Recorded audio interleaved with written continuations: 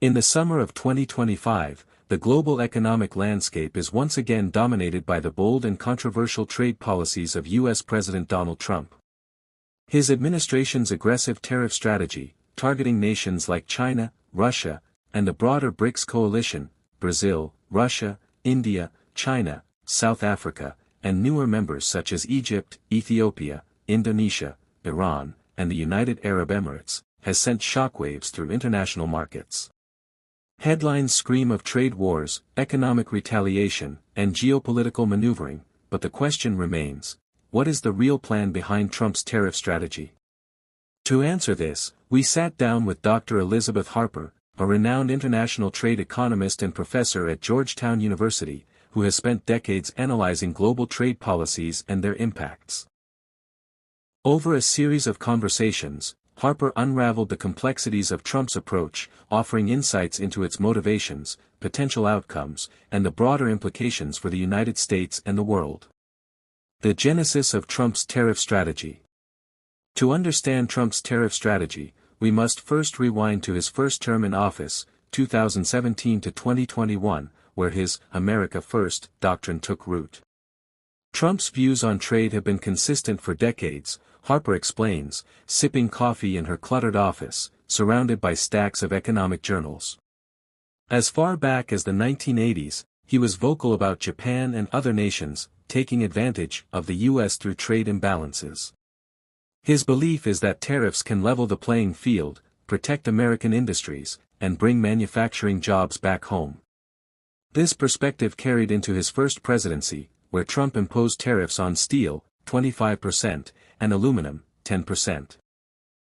In 2018, citing national security concerns under Section 232 of the Trade Expansion Act of 1962. He also targeted China with tariffs on over $360 billion worth of goods, sparking a trade war that reshaped global supply chains. Those tariffs were a signal, Harper says. Trump saw trade deficits as a sign of weakness, and he believed tariffs could force other nations to negotiate better deals for the U.S. Fast forward to 2025, and Trump's second term has amplified this approach. Upon taking office, he declared national emergencies under the International Emergency Economic Powers Act, IEEPA, to impose sweeping tariffs, 25% on most goods from Mexico and Canada, 10%, later raised to 20%, on Chinese goods, and a 10% blanket tariff on all imports, with specific threats of 100% tariffs on BRICS nations if they pursue policies perceived as anti-American, particularly efforts to reduce reliance on the US dollar. This is not just about economics, Harper emphasizes. It's about geopolitics, power, and maintaining US dominance in a changing world. The BRICS coalition, originally formed in 2009 by Brazil, Russia, India, and China, with South Africa joining in 2010, has grown into a significant player in global economics and politics. The group's expansion in 2023 to include Egypt, Ethiopia, Indonesia, Iran, and the United Arab Emirates, along with Saudi Arabia's participation as a partner country, has heightened its influence. Representing over half the world's population and 40% of global GDP, BRICS positions itself as a counterweight to Western-led institutions like the G7 and the International Monetary Fund.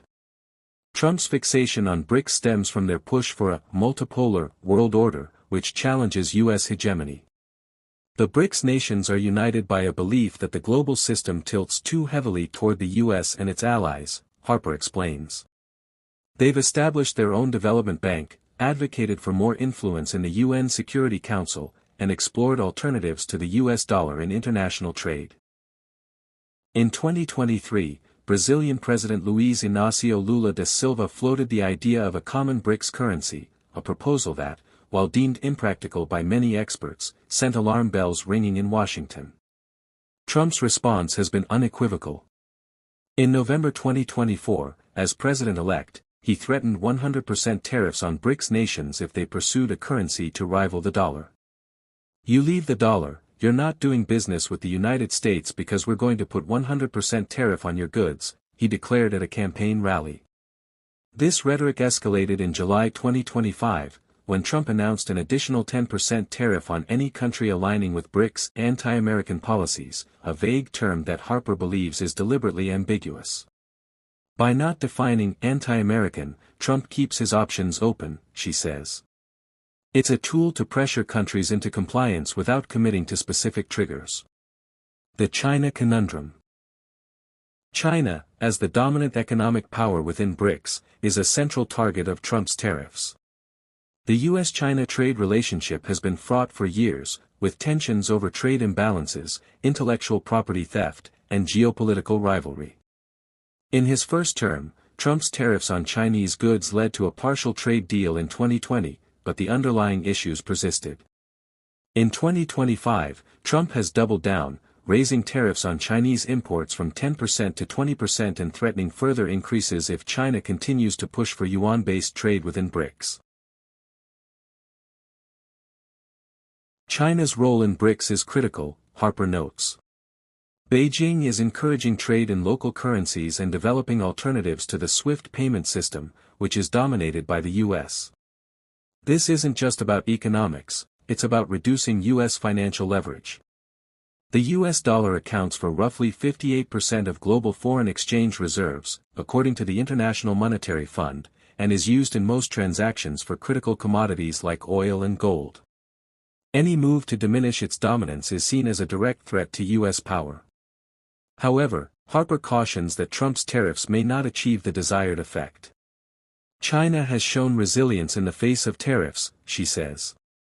Since 2018, they've diversified their export markets, with nearly one-fifth of Chinese exports now going to ASEAN countries like Vietnam and Indonesia, compared to just 10.5% to the U.S. Moreover, China has retaliated with its own tariffs and non-tariff measures, such as restricting exports of critical minerals to the U.S. A partial deal in 2025 reduced U.S. tariffs on some Chinese goods from 145% to 30%, but Harper sees this as a temporary truce. China's not backing down, she says. They're playing a long game. Russia and the geopolitical tariff. Russia, another BRICS member, presents a unique case. Unlike China, Russia's trade with the U.S. is minimal, having decreased by 90% since its invasion of Ukraine in 2022. Trump's tariffs on Russia, including the 10% levy for BRICS alignment, mark the first time he has targeted Moscow with trade measures in his second term. This is less about economics and more about signaling, Harper explains. Russia's economy is heavily sanctioned by the West, so tariffs have limited direct impact. But Trump is using them to pressure Russia on issues like Ukraine. In June 2025, a majority of U.S. senators supported secondary sanctions that would impose 500% tariffs on countries buying Russian oil, natural gas, and uranium, targeting major consumers like China and India. Secondary tariffs are a new tool in Trump's arsenal, Harper says. They punish third-party countries for trading with a targeted nation, effectively isolating it economically. It's a tactic borrowed from sanctions but applied through trade policy. However, Harper questions the effectiveness of this approach. Russia has already pivoted to Asia for its energy exports, she says. China and India are buying Russian oil at discounted rates, and they're unlikely to bow to U.S. pressure given their own strategic interests. This could backfire by pushing BRICS nations closer together. The broader BRICS strategy, divide and conquer. Trump's tariffs on BRICS nations are not uniform. While China and Russia face steep levies, other members like India and Brazil have been treated with more nuance. India, a close U.S. partner despite its BRICS membership, has not faced the same level of tariff threats. Trump knows India is a counterweight to China in Asia, Harper says. He's unlikely to alienate New Delhi unless they openly challenge the dollar's dominance. Brazil, on the other hand, has been a flashpoint. Trump's personal dislike for President Lula, a vocal advocate for a multipolar world, has fueled tensions. In July 2025, Trump threatened 50% tariffs on Brazil if it continued what he called a witch hunt against former President Jair Bolsonaro, a Trump ally. This is where tariffs become overtly political, Harper says. Trump is using them to meddle in Brazil's domestic politics, which risks alienating a key Latin American partner. The BRICS summit in Rio de Janeiro in July 2025 highlighted the coalition's defiance. Leaders issued a joint statement condemning unilateral tariffs as inconsistent with WTO rules and disrupting global supply chains. Brazil's Lula was particularly vocal, declaring, "The world does not need an emperor." South Africa's President Cyril Ramaphosa echoed this sentiment, arguing that BRICS is not about confrontation but cooperation. Trump's threats are unifying BRICS in a way they weren't before, Harper observes. He's giving them a common enemy. Economic impacts, winners and losers. The economic consequences of Trump's tariffs are complex and far-reaching. By July 2025, the average U.S. tariff rate had risen from 2.5% to an estimated 15.8%, the highest in over a century. Tariffs now account for 5% of federal revenue, up from 2% historically.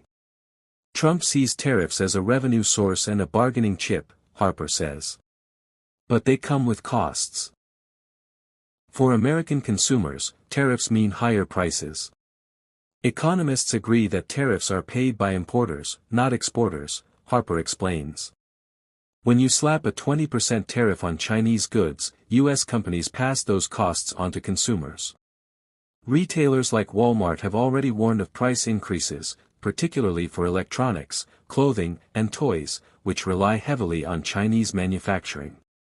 A study by the Peterson Institute for International Economics, PIE, estimates that Trump's proposed 100% tariffs on BRICS nations could reduce U.S. GDP by $432 billion by the end of his term and raise inflation by 1.6%. Globally, the impact is equally stark. BRICS nations, particularly smaller economies like Ethiopia and Egypt, face significant economic pressure from U.S. tariffs. These countries rely on access to the U.S. market, Harper says. A 10% or 100% tariff could devastate their export sectors. However, larger economies like China and India have more leverage to retaliate, either through tariffs of their own or by redirecting trade to other markets. Harper also points to the risk of supply chain disruptions. China dominates sectors like electric vehicles, batteries, and rare earth minerals, she says. Tariffs make these goods more expensive or harder to access, which could hamstring U.S. industries like clean energy and technology.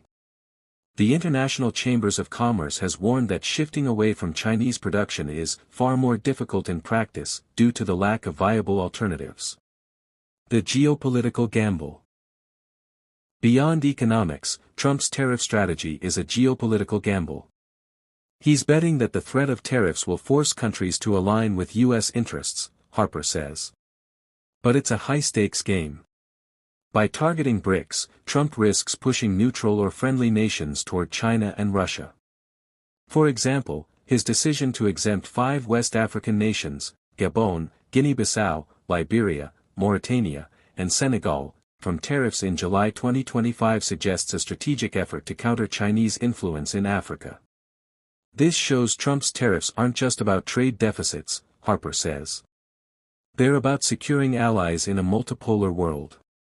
However, the strategy has its limits. Tariffs alone can't dismantle BRICS or stop de-dollarization, Harper argues. The dollar's dominance is rooted in the U.S.'s economic stability and institutional trust, not just trade policy.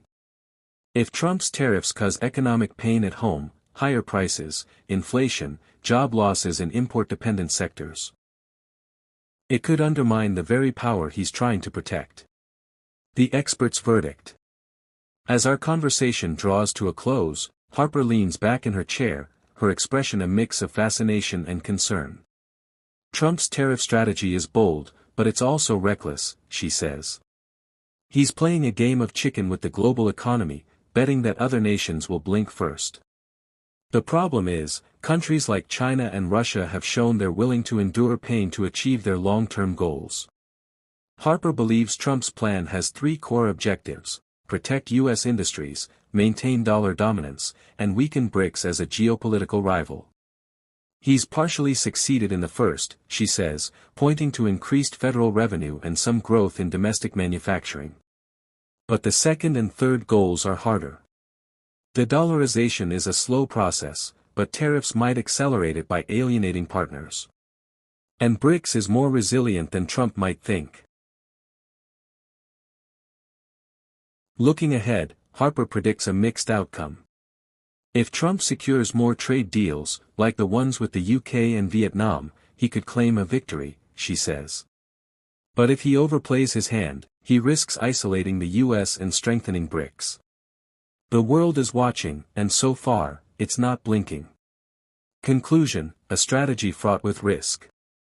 Trump's tariff strategy is a high-wire act, balancing economic nationalism with geopolitical ambition. By targeting China, Russia, and BRICS nations, he aims to reassert U.S. dominance in a world increasingly leaning toward multipolarity. But as Dr. Harper's analysis reveals, the plan is fraught with risks: higher consumer prices, global trade disruptions, and the potential to unify adversaries rather than divide them. As the August 1, 2025, deadline for new tariffs looms, the world holds its breath. Will Trump's gamble pay off, securing better trade deals and reinforcing U.S. economic power? Or will it backfire, accelerating the shift toward a multipolar world where the U.S. dollar and influence wane? Only time will tell, but one thing is certain: Trump's tariffs have once again made trade policy a battleground for global supremacy.